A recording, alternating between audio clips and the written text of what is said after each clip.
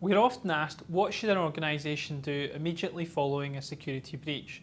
The first few hours and days following any breach are key, and the immediate organisational response will set the tone for conversations with regulators and affected individuals and media reaction. Here are some tips on what a UK-based organisation should do immediately following a breach. Whilst this general guidance will be relevant to you in setting your response plan, it's important you recognise that each breach is unique and there is no one-size-fits-all approach.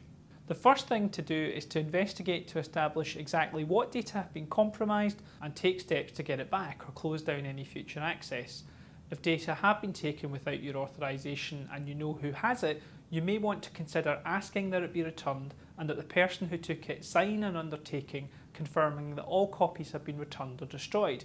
If the individual will not cooperate, you may be able to obtain an injunction or interdict requiring return of the data, destruction of it, or requiring that the person who has it does not use it for any purpose.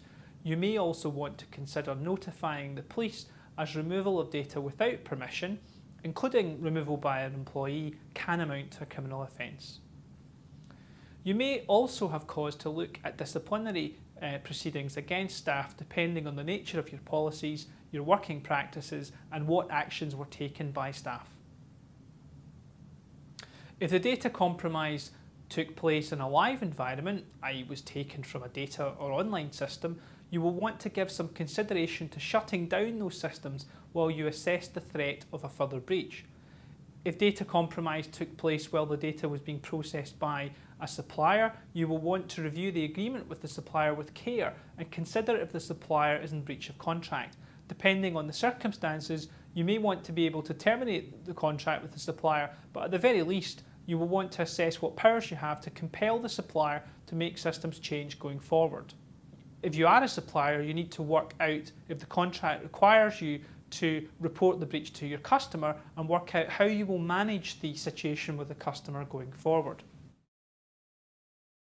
Next, you will want to consider who to tell and how. If personal data is involved, you are the data controller, you will need to consider notifying the Information Commissioner, the UK's independent privacy watchdog.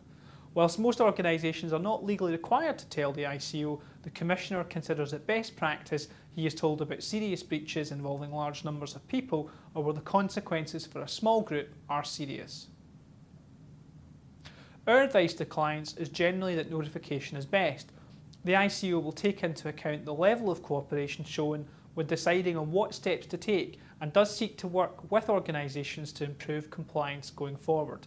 However, the final decision of what to notify is something that needs to be considered carefully, since the ICO does have the power to fine organisations up to £500,000 for certain types of serious breach and could also serve an enforcement notice requiring the organisation to change its processes going forward.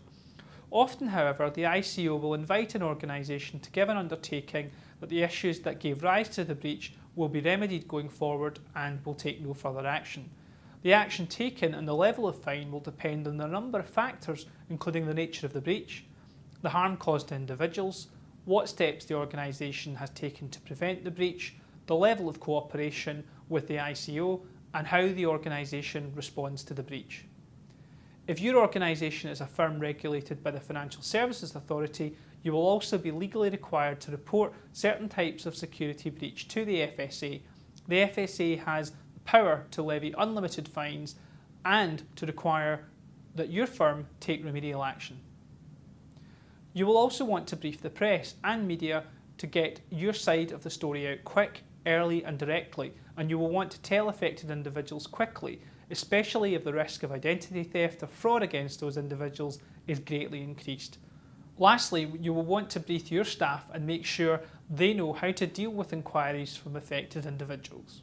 Once you have the situation under control, you will be able to turn your attention to any process or technical changes needed to prevent a reoccurrence.